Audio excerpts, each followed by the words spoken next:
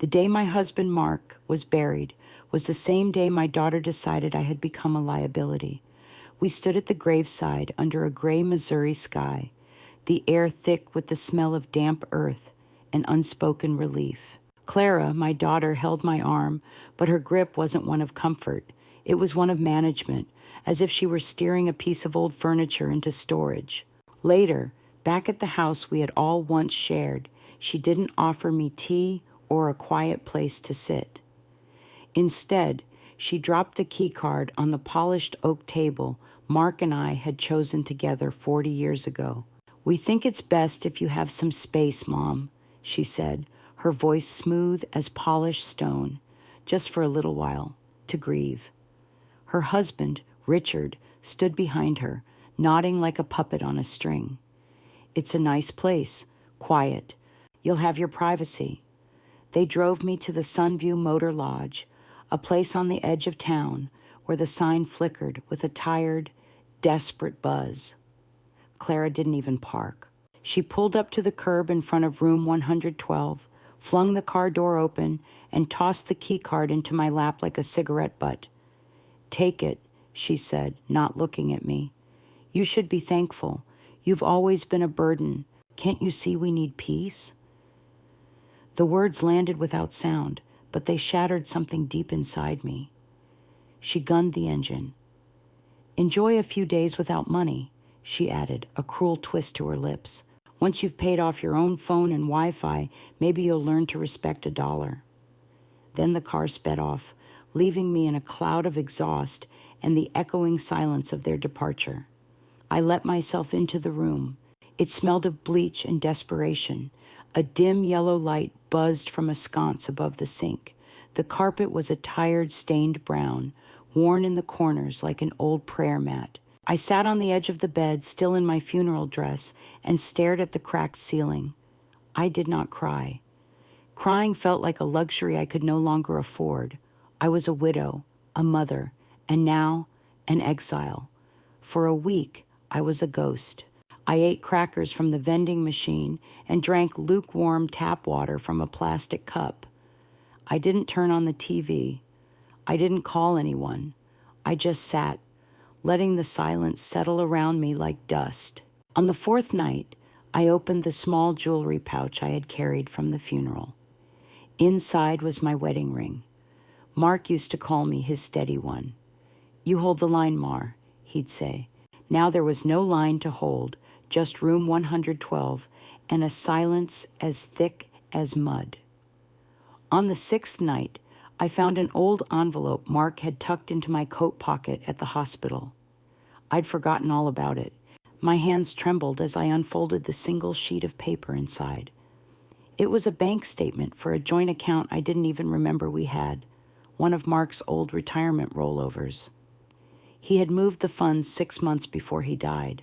The balance, updated just last month, read $253,489.71. My breath hitched. At the bottom, in blue ink, Mark had scribbled a note, his handwriting shaky but clear. "If they forget to care for you, let this take your side." The tears finally came, not in a storm, but in a slow, quiet leak, washing the dust from my cheeks. He knew. He had seen the way Clara looked at me, the way her love had curdled over time. He had never fought her. He had simply prepared me. In that dim, lonely motel room, I felt the warmth of his final gift settle deep into my bones. It wasn't just money. It was dignity. It was proof that someone, somewhere, had believed I mattered. I wiped my eyes and sat up straighter. They had tried to exile me in silence. But Mark had just handed me a sword, and I was about to learn how to use it. The morning I checked out of the Sunview Motor Lodge, the world felt different.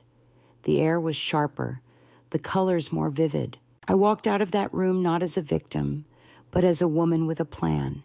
My first call wasn't to Clara, but to Henry Keller, an estate attorney whose faded ad in the motel binder promised, "We help you keep what's yours." When I sat in his office, I didn't weep or rage. I simply laid out the bank statement, Mark's handwritten will, and the story of the last week. He listened, his expression hardening with each detail. "Your husband was a wise man, Mrs. Collins," he said, adjusting his glasses, "and your daughter has made a grave mistake." We spent the morning securing my assets. Henry placed an immediate freeze on all joint accounts, blocking any access Clara might have had. He then helped me transfer the entirety of Mark's private fund into a new single-owner account under my name only. The house, he confirmed, was mine and mine alone, according to Mark's will. They couldn't sell it, couldn't mortgage it, couldn't touch it. "What about the loan for their motel?" I asked. 2 years ago, Mark had co-signed a significant business loan for Clara and Richard to purchase the struggling motel adjacent to the one they'd left me in. They'd called it their big break. Mark had just called it a risk. Henry's eyes glinted. "Because Mark co-signed and the property was part of his estate, you are now effectively a co-owner of their business. They can't make a single financial move without your signature." A cold, clear sense of power settled over me. It was not a feeling of vengeance, but of balance. The scales were finally tipping back. I returned to the house that afternoon.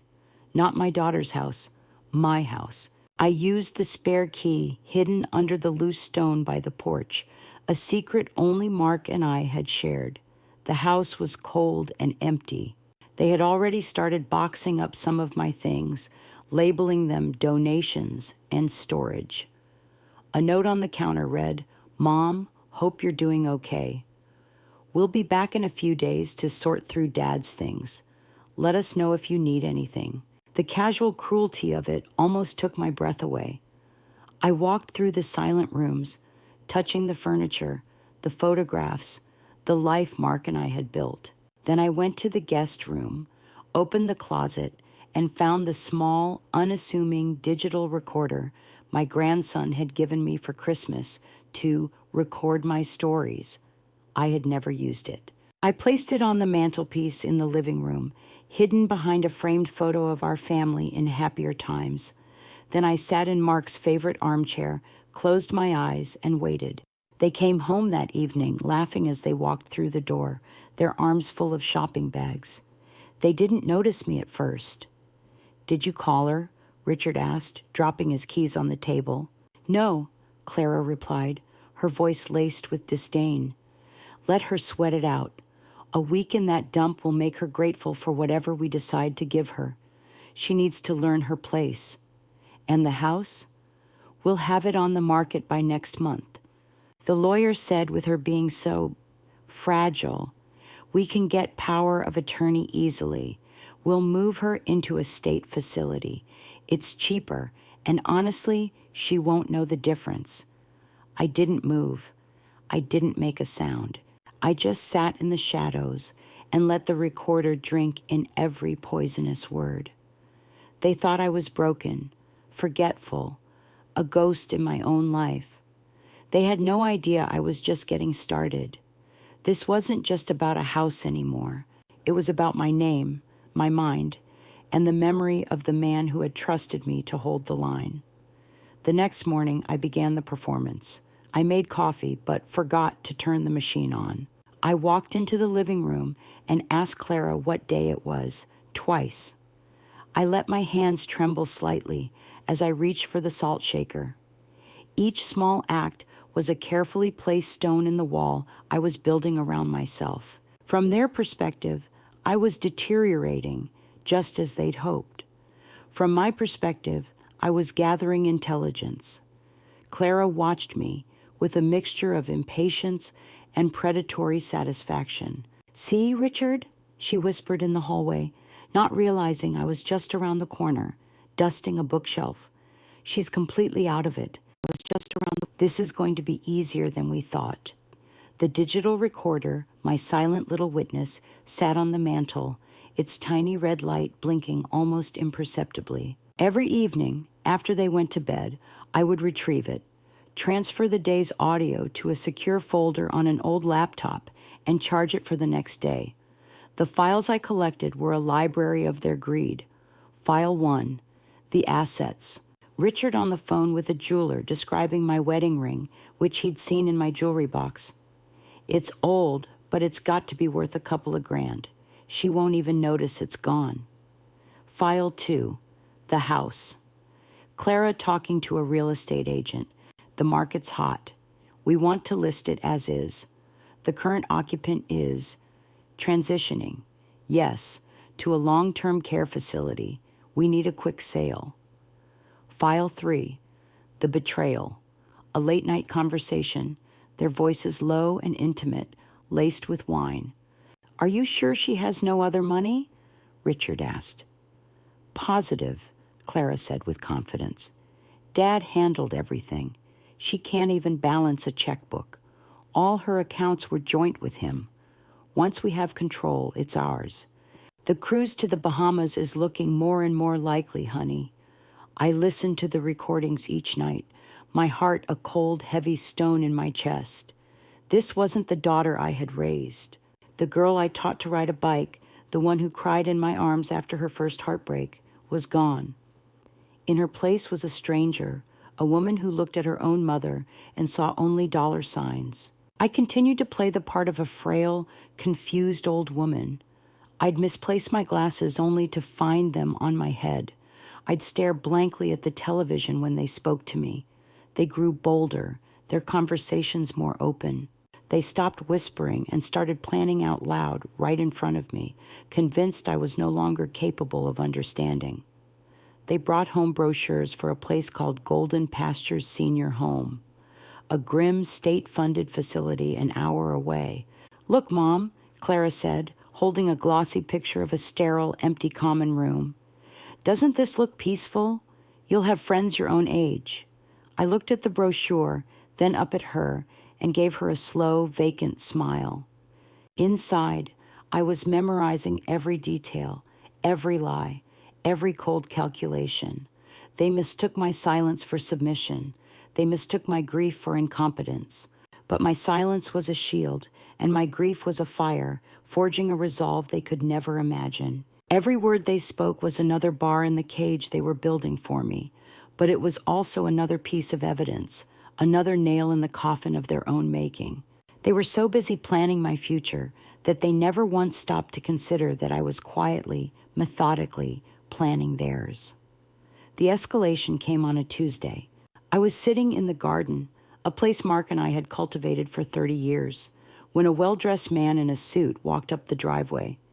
He didn't come to the front door. He circled the house, taking notes on a clipboard, his eyes assessing the property with the cold appraisal of a vulture. Clara met him at the gate, and though they spoke in low tones, I was close enough to hear. The foundation looks solid, the man said. We can probably get a good price, even with a quick closing. You said the owner is agreeable? Completely, Clara replied with a smooth, confident smile. She's eager to downsize. We're handling all the arrangements for her. That night, the recording I retrieved was the most damning yet. Richard was on the phone with their lawyer. We need to move on the conservatorship, he said, his voice urgent. Her doctor is an old friend of mine. I've already spoken to him, told him about her episodes.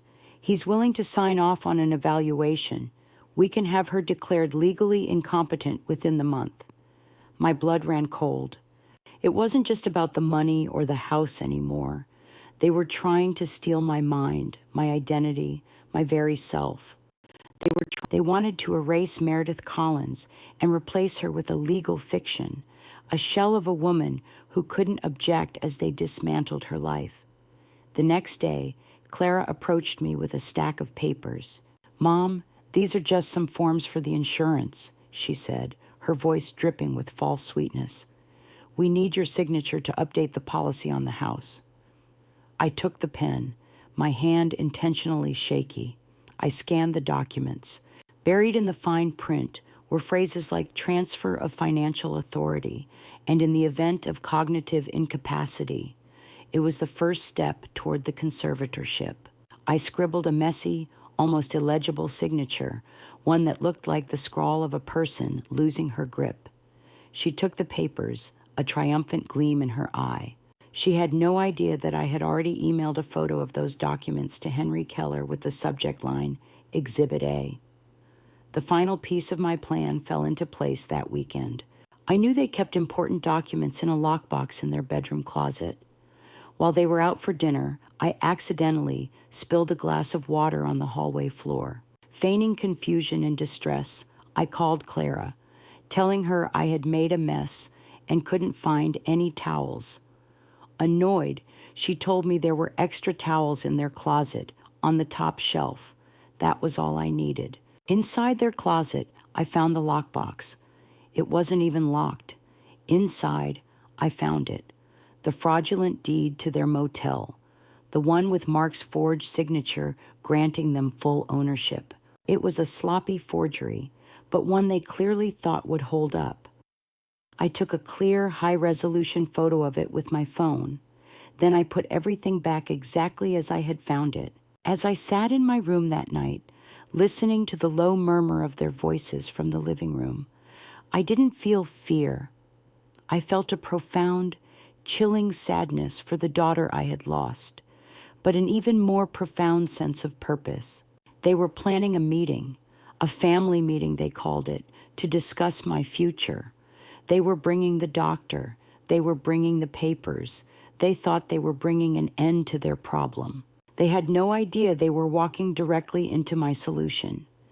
The invitation came, as I knew it would, masked in the language of love. Clara sat on the edge of my bed, her hand resting on mine. It felt cold. "Mom, we're worried about you," she said, her eyes a performance of deep concern. "We've asked Dr. Evans to come by on Saturday just to chat, and Richard's brother will be here. We just want to make sure you have all the support you need." "A meeting?" I asked, my voice deliberately thin and reedy. "For me, just a family talk," she soothed, "to make a plan, so you don't have to worry about anything anymore." I nodded slowly, letting my gaze drift toward the window as if I were already fading away. That's kind of you, dear." She squeezed my hand, a gesture of victory. "It's all going to be okay, Mom. We'll take care of everything." The days leading up to the meeting were a masterclass in their deceit. They were overly attentive, bringing me tea I didn't drink and asking about my day as if they cared about the answer. They were building their case, preparing their narrative of the loving, concerned children forced to make a difficult decision. Meanwhile, I was preparing too. Each night, I reviewed the audio files, editing the clearest, most incriminating clips into a single track. I chose the conversation about the state-run nursing home, the one where Richard joked about selling Mark's old watch, and the chilling discussion with their lawyer about expediting the conservatorship. I saved the file to a small, discreet USB drive. The night before the meeting, while they were watching a movie, I slipped into the living room. Before the meeting, the large smart TV on the wall was a recent purchase, their first big splurge after they got access to my joint bank account. I had watched Richard connect his phone to it a dozen times. I carefully plugged the USB drive into the port on the back, then concealed the tiny device with a piece of black electrical tape. It was invisible unless you knew exactly where to look. I then spent an hour with Henry Keller on the phone, going over the final details. He had already filed a preliminary injunction to freeze the sale of the house, citing a disputed title. He had also contacted the county clerk about the fraudulent deed to their motel. "They are walking into a legal minefield, Meredith," Henry said, his voice calm and reassuring. "All you have to do is spring the trap." On the morning of the meeting, I dressed carefully. I chose a simple, pale blue dress, one that made me look frail. I didn't do my hair. I let my face remain bare of any makeup. I wanted to look like the woman they imagined me to be, vulnerable, fading, and easily managed. As I sat in my room, waiting for them to call me, I held the small remote for the TV in my hand. It felt heavier than a weapon. When Clara finally knocked on my door, her smile was tight. "Ready, Mom? Everyone's here." I stood up slowly, leaning on her arm for support. As we walked into the living room, I saw them all assembled. Clara and Richard, seated on the sofa, looking solemn. Richard's brother, a pompous man I'd never liked, sat in an armchair, looking important. And Dr. Evans, their doctor friend, sat opposite Mark's chair, a leather-bound notepad on his lap, my chair. "Meredith," Dr. Evans began, his voice professionally gentle. "Clara and Richard have told me you've been having some difficulties since Mark's passing, some memory lapses, some confusion."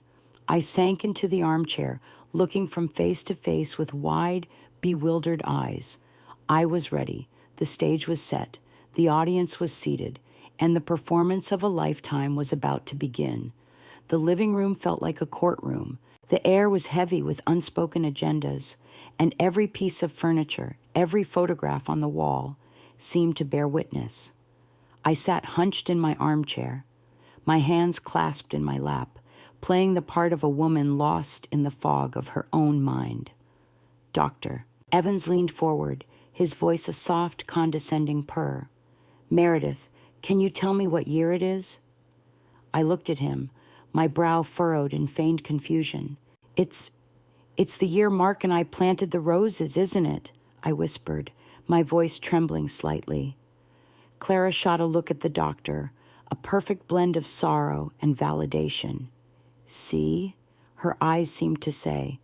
"She's gone." Richard's brother cleared his throat. "Meredith, we're all here because we love you. We just want to make sure you're safe. Clara mentioned you left the stove on last week." It was a lie, of course, a complete fabrication, but I nodded slowly, as if trying to recall a dream. "The stove? I get so forgetful." They continued to build their case, brick by painstaking brick.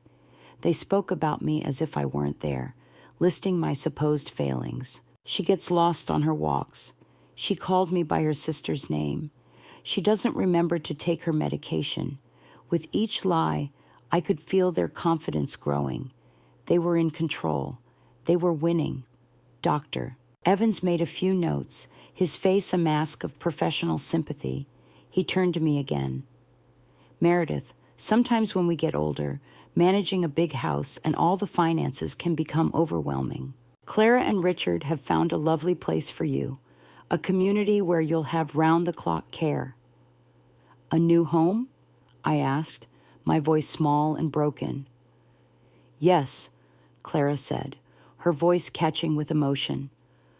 "A safe place. We would handle everything for you. The house, the bills. You wouldn't have to worry about a thing." This was it, the moment they laid all their cards on the table. The doctor closed his notepad. "Based on my conversation with the family and my own observations, I believe it would be in Meredith's best interest to grant Clara and Richard conservatorship. It would allow them to manage her affairs and ensure her well-being." He looked at me with a sad, final pity. "Meredith, do you understand what we're proposing?" I looked up, my eyes sweeping across their faces. I saw Clara's smug pity, Richard's greedy anticipation, his brother's self-importance, and the doctor's misguided certainty. They were all so sure of themselves, so sure of my weakness. I took a deep breath, and then I changed. The tremble in my hands ceased. The vacant look in my eyes sharpened into a blade of cold, hard clarity. I sat up straight, my back no longer stooped. The transformation was so sudden, so complete, that a stunned silence fell over the room. "Oh, I understand perfectly, Doctor," I said, my voice no longer thin and reedy, but strong and clear as a bell. "I understand that my daughter and son-in-law have been lying to you. I understand they want to sell my house, steal my money, and dump me in the cheapest facility they can find so they can go on a cruise to the Bahamas." Clara gasped, her face draining of color. Richard started to protest, but I held up a hand, silencing him. And I understand, I continued, my voice low and steady, that you were all about to participate in a crime. It's called elder fraud, and I have proof. With that, I reached into the pocket of my dress and pulled out the small black remote. I aimed it at the television. The click of the remote was the only sound in the room. It was sharp, definitive, and echoed in the stunned silence. On the large screen of the smart TV, a simple audio file icon appeared. I pressed play. The first voice that filled the room was Clara's, distorted slightly by the recording, but undeniably hers. Let her sweat it out. A week in that dump will make her grateful for whatever we decide to give her. She needs to learn her place. Clara flinched as if she'd been struck. Richard's jaw went slack. His brother, who had been leaning back in his chair with an air of smug authority, sat bolt upright. The recording continued. Now it was Richard's voice, full of casual cruelty. The lawyer said, with her being so fragile, we can get power of attorney easily. We'll move her into a state facility. It's cheaper, and honestly, she won't know the difference. Doctor. Evans's face, which had been a mask of calm professionalism, began to crumble. He looked from the television screen to Clara and Richard, his eyes wide with disbelief and dawning horror. I let the recording play. The clip of them discussing the value of my wedding ring, the conversation about the quick sale of the house, and then, the worst of it, the clip that I had saved for last. Clara's voice again, dripping with wine and resentment. Oh, Dad handled everything. She can't even balance a checkbook. The cruise to the Bahamas is looking more and more likely, honey. The sound of their laughter, hollow and greedy, echoed through the living room. It was a sound that would haunt them for the rest of their lives. When the audio track finished, I clicked the remote again, and the screen went black. The silence that followed was heavier and more suffocating than anything that had come before. I turned my gaze to Dr. Evans. His face was pale, his hands trembling as he fumbled to put his pen away. Meredith, Mrs. Collins, I had no idea, he stammered. This is unconscionable. Yes, it is, I said calmly. I then turned to my daughter. She was staring at me, her mouth opening and closing like a fish, but no sound came out. The mask of the loving, concerned daughter had been ripped away, revealing the ugly, grasping stranger beneath. Richard looked like he was about to be sick. You thought I was weak, I said, my voice steady and measured. You thought I was foolish. You mistook my grief for senility. You preyed on your own mother, counting my assets while I was still mourning my husband. I stood up, no longer the frail old woman from their narrative. I walked over to the mantelpiece and retrieved the small digital recorder. I held it up for them all to see. For the past month, while you were plotting, I was listening, I said. While you were planning to erase me, I was documenting your every word. You wanted to know if I was having memory lapses. Oh no. My memory has never been sharper. I turned back to Clara. Tears were now streaming down her face, but they were not tears of remorse. They were tears of a thief who had been caught. Mom, please, she whispered. Don't call me that, I said, my voice like ice. A mother is someone you love and respect, not a problem to be managed or an estate to be liquidated. You lost the right to call me your mother the day you decided my life was worth less than a vacation. I walked over to the phone and picked it up. Dr. Evans, I said, looking him directly in the eye. I believe you have a professional and ethical duty to report what you've witnessed here today. And as for you two, I said, my gaze falling on Clara and Richard, my lawyer, Henry Keller, will be in touch. I suggest you find a very, very good lawyer of your own. You're going to need one. In the aftermath of the reveal, the living room became a tableau of shame. Dr. Evans, looking mortified, excused himself after assuring me he would be making a full report to the medical board and Adult Protective Services. Richard's brother muttered something about a misunderstanding and practically fled the house. That left just the three of us, adrift in the wreckage of what was once a family. Clara was still sobbing, but her tears had no effect on me now. They were just noise. "How could you do this to us?" she wailed. "In front of everyone?" "Us?" I repeated, my voice devoid of emotion. "There is no us anymore, Clara. You made that choice. I just held up a mirror so you could see the decision you made." I didn't wait for a reply. I walked into the kitchen and called Henry Keller. "It's done," I said. "You can proceed." The legal fallout was swift and decisive, with the recordings as undeniable proof of intent to commit fraud. Henry's injunction to block the sale of the house was made permanent. The fraudulent deed to their motel was declared void, and a full investigation into their business dealings was launched. Faced with legal ruin and public disgrace, Clara and Richard crumbled. They were given 30 days to vacate my house. I didn't want to see them pack. I didn't want any tearful last-minute apologies. I stayed at a quiet hotel downtown, paid for with the money Mark had left me. I spent my days walking by the river, visiting museums, and slowly, quietly, reclaiming the pieces of myself they had tried to chip away. The day they were supposed to be out, I returned to the house. It was empty. They had taken their clothes, their furniture, and their shame, and they had gone. They left a note on the kitchen counter. It just said, "We're sorry." I crumpled it up and threw it in the trash. Sorry was a word. It couldn't undo the actions. I sold the house a month later. It was too full of ghosts, both good and bad.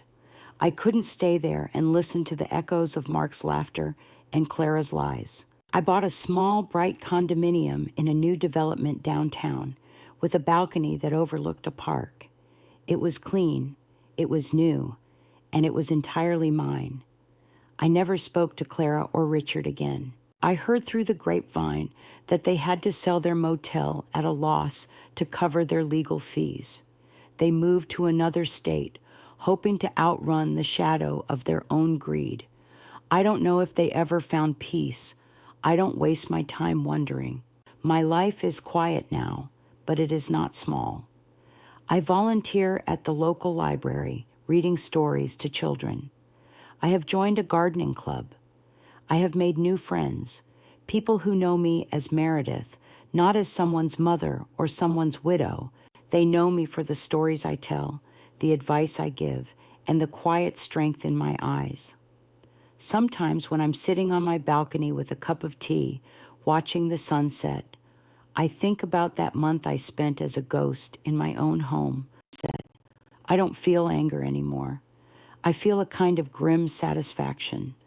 They thought they could bury me, but they forgot I was a seed. They surrounded me with darkness and dirt, and they were shocked when I began to grow.